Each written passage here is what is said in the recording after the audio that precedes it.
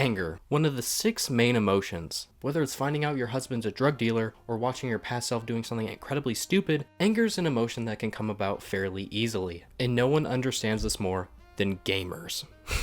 Gamers have had it hard, experiencing unimaginable amounts of pain. And through this suffering, gamers can be quite irritable. So developers went to work crafting the most difficult games known to man. And one of these games was Cuphead, the Dark Souls of 2D platformers. A game so difficult that not even Dean Takahashi, the greatest game journalist of our generation, could complete it. Now I know Pyrocynical did a video like this about 7 years ago, but since then DLC has released, so I'll be covering that in today's video. Also, I don't have a funny deepfake voice, so that's something I have going for me. Hillary Clinton. I'm voting for Hillary. All that being said, please enjoy the video. Cuphead is one of my favorite games of all time, rounding up my top 3 alongside Resident Evil 4 and Red Dead Redemption 2. Developed by Studio MDHR, which was founded by 2 Canadian brothers, the game was released to critical acclaim in 2017, winning Best Indie Game at the Game Awards. Even IGN, who gave Call of Duty Vanguard a 7 out of 10, what the dog doing? Generously gave Cuphead an 8.8 out of 10. And there are plenty of elements that contributed to the game's success, with there being 3 main factors that I will mention throughout this video. So without further ado, let's start with the obvious.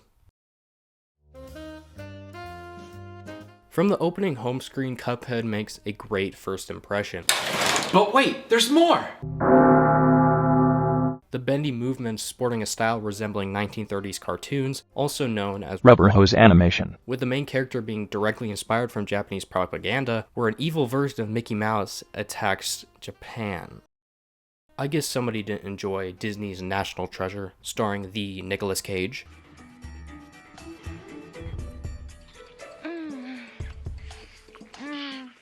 Well, I may have gone too far in a few places. And in 2025, the graphics hold up incredibly well, with its unique visuals setting it apart for modern AAA titles. I mean, which game would you rather play, the Chad Cuphead or the Soy Far Cry 6? I know which one I would want to play. The latter is kind of shit.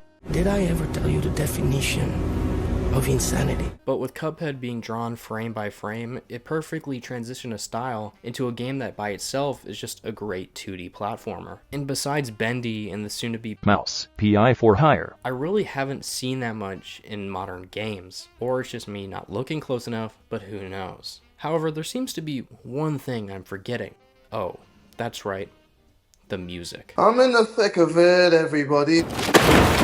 Now, I'm not a professional composer or anything, but damn, the music goes so hard in this game. It just perfectly encapsulates the game as a whole, being so whimsical and mysterious. Not to mention, each track feels directly connected to its assigned level, with there being different tempos and instruments to make the perfect atmosphere.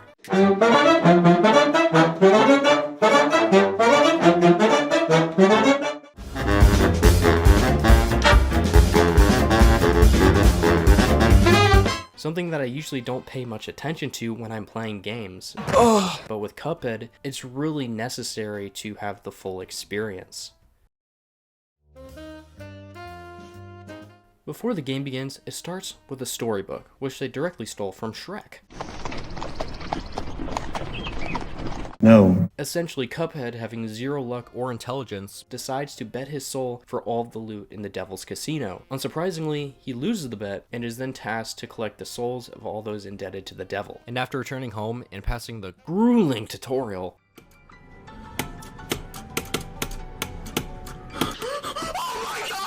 we enter Cuphead's world, Inkwell Isle. But this isn't like your generic overworld like Super Mario. It's me, a Mario. Along with it being hand-painted and animated, there is so much to explore and discover. There are hidden coins, shortcuts, characters to interact with, small quests with different rewards, and even a secret boss battle with a new DLC. And then there's the actual gameplay, with there being such a variety of levels and weapons to choose from. When dealing with enemies, you can shoot them, hit them with an axe, or even fire tiny magnets at them, because that will definitely work. But seriously, Cuphead has many shot types and charms that can be purchased through Porkrind's Emporium, where there being a lot more available in the new DLC. And throughout his arsenal, there are some that are definitely better than others.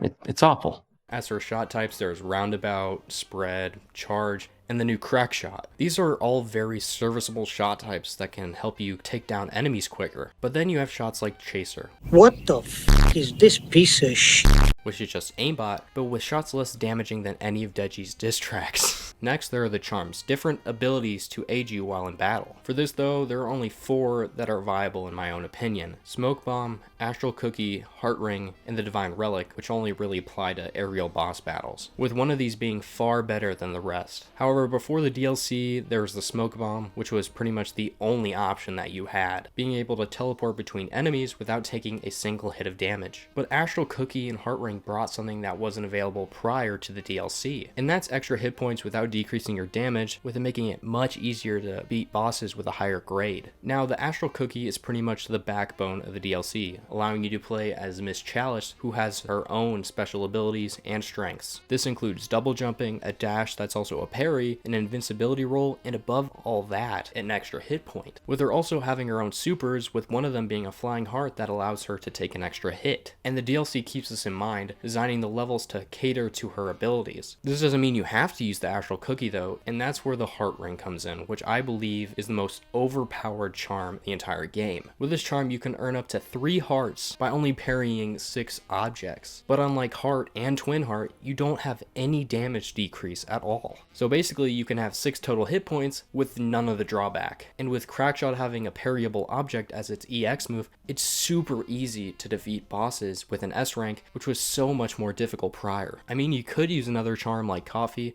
but at the end of the day, the other ones are about as useful as a broken contraceptive.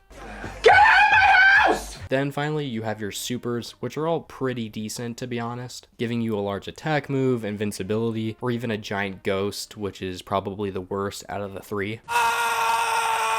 Overall though, all the abilities and shot types are not terrible, it really just depends on your playstyle and the level itself. I got some jelly beans. You like jelly beans? But now that you understand the gameplay of Cuphead regarding his arsenal, let's get to the meat of the gameplay itself. And that would be the levels. Throughout Inkwell Isle, there's so many different levels to play, with them all being unique through their atmosphere and also their level design. There are the mausoleums, small levels requiring you to parry small ghosts, run and gun stages, small gauntlets requiring you to hit the finish line, the King's Gauntlet, which is exclusive to the DLC and one of my personal favorites, where you fight humongous chess pieces. No, fuck off.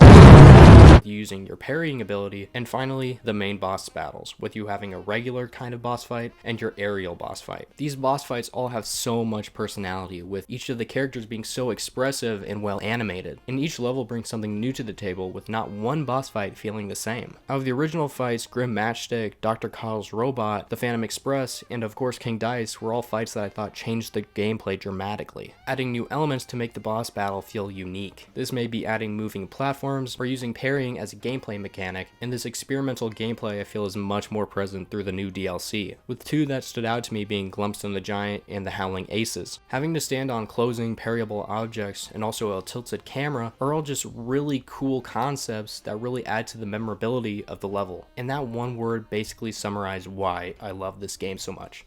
The memorability. These fights changed my perspective on how special and unique boss battles can be. It's the biggest piece of dog shit. But there is usually one thing that drags down Cuphead's reputation, and that is the difficulty. There's no denying it, Cuphead is an extremely hard game, especially for new gamers. And as someone who has both platinum Cuphead and beat every boss on expert difficulty, I feel like I have the prestige and reputation to talk about this topic.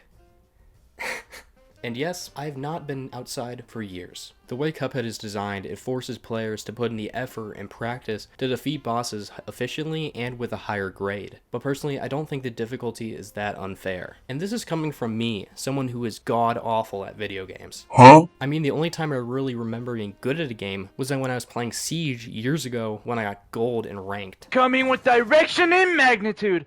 Oh yeah! I'm gonna cut your fucking nuts off! With it really being a challenge no matter what playthrough you're on. And I believe this still applies to the DLC, with it actually being so much harder than the original game. These bosses just have so many projectiles to dodge. It might have been me just being rusty, but I just thought it was more hard. That's what she said. This includes Esther Winchester, the Howling Aces, and of course Chef Saltbaker, which is one of the most difficult bosses that I've ever done. However, it does not even compare to the Valkyrie Queen on Give Me God of War. You said I had the cursed Vidi. You think I have El Riz? I mean, that boss fight took me days to complete. I had finals. Oh my god, who the hell cares? Pushing that aside though, Cuphead is an extremely great landmark in gaming and something I will remember fondly for years to come. And that's it for the video. I hope you all enjoyed. Please like and subscribe. If you like and subscribe, you'll get 500 V-Bucks. Alright, I'll see y'all later. Peace.